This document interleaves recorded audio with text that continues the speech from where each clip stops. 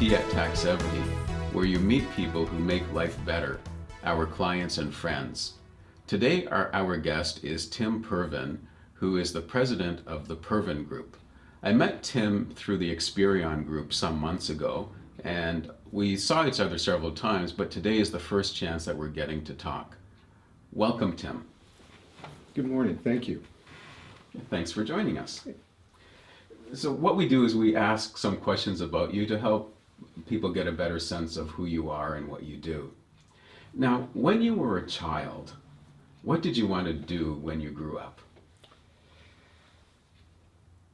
I wanted to be an architect, Okay. and I was convinced by probably a well-meaning person that because I couldn't draw, I could never be an architect.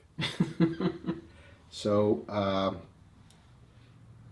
I just fell into business, and this was in Montreal, and earned my commerce degree in marketing and administration, and then moved into the advertising business for the first part of my career. Okay, and what is it that you're doing these days? Well, for the past 22 years, the Purvin Group has been working with clients in a number of different areas. I guess the overriding message is what I do is work with these clients to help them out with their competition.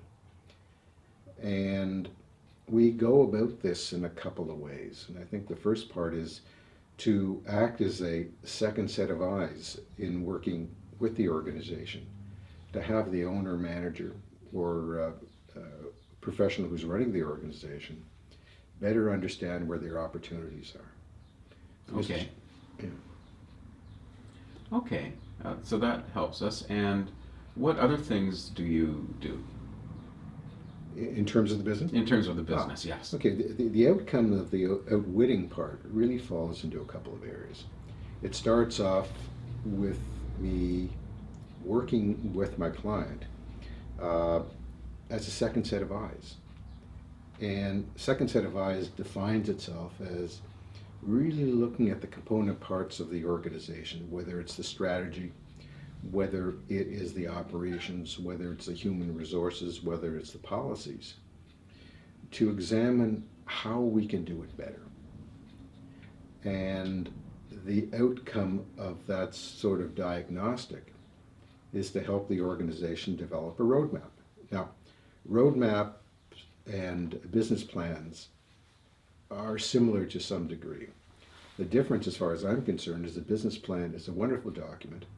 It has everything in it, but it sits in the bottom drawer of your desk because you never use it.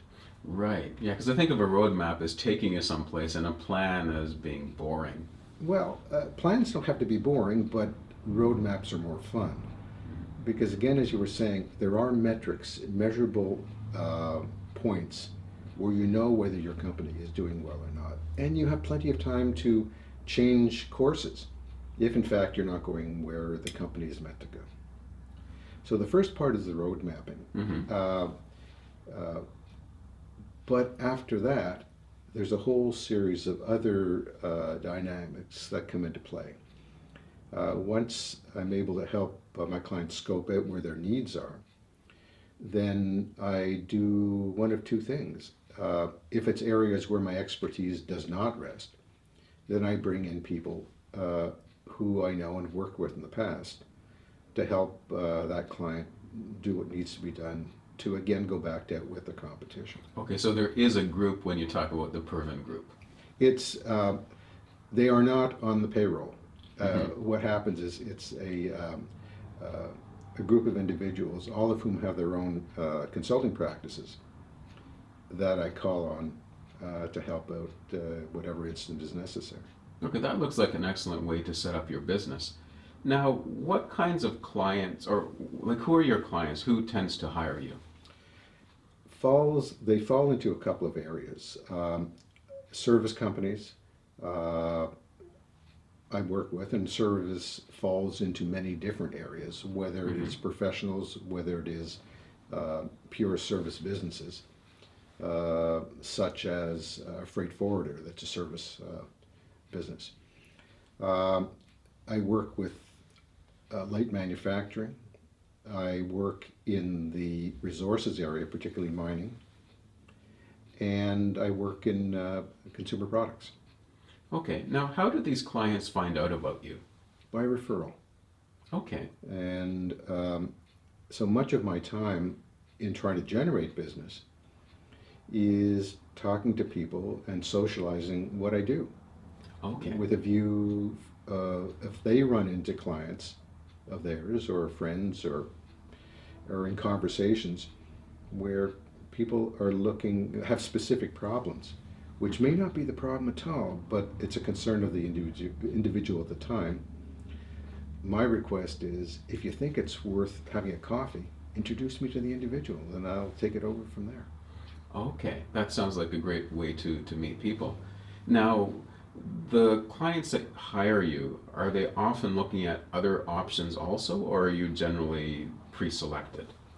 No, much of the time I'm competing for business. Okay. I mean, it would be wonderful if it all could be sole sourced, but different people have different points of view.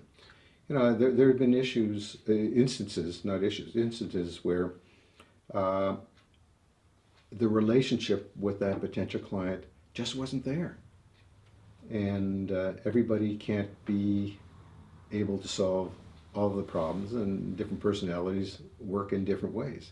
Okay. So it's Now, when you get selected, do you have a sense of why you got picked?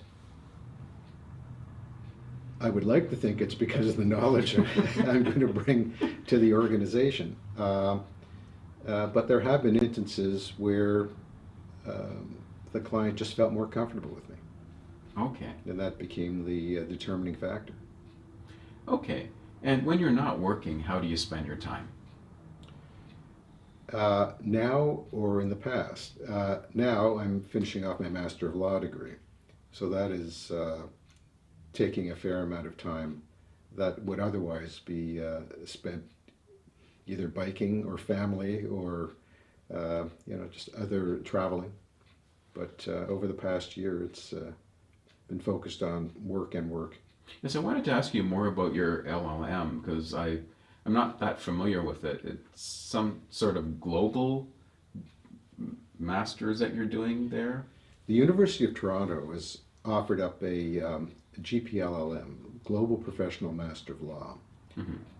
It does not allow me to practice law, but what it does, it takes law at a much higher level and gets the student involved in international opportunities. For instance, cross-border tax, getting involved with intellectual property, getting involved with 3Ps, getting involved with security work, all of which have a legal aspect to it but are contractual by nature.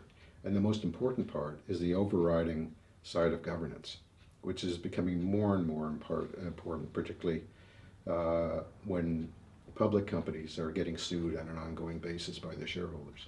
Well, it's terrific that you're taking time to invest in yourself to become better at what you're doing. Well, I believe it's going to make me a more complete consultant because with the background, I am a certified management consultant, but with other designations in governance and finance and mediation, this will complete the circle and allow me to ask my clients much better questions, which will help them develop the programs that will make their business hum. Yeah, and that sounds like a terrific idea. Now, is there something else that you would like to say in this interview that you haven't been asked? I think the important factor when choosing a consultant to help your business, it starts off with trust. Do you believe that the individual is going to be able to move your business ahead or answer the questions you have? Scoping out the opportunity becomes extremely important from my point of view, because quite often when somebody's expressing a level of pain, it really has nothing to do with the root cause. And part of my role is to help you understand where the pain is coming from. And with that in place, to then develop the necessary processes to get you where you want to go. Okay. And how can people reach you? My website is www.thepurvingroup.com. I am on LinkedIn, and just look up Tim Pervin, and that's Pervin. And you'll get a better indication of where to find me. Now, my business number is 416-934-5161. Okay, that's terrific. Thank you for visiting us today, Tim. Thanks very much. Thanks for joining us for Tea at Taxevity. The Taxevity Insurance Advisory helps you understand insurance and bridges gaps in your coverage. There's no premium for peace of mind. How healthy is your insurance?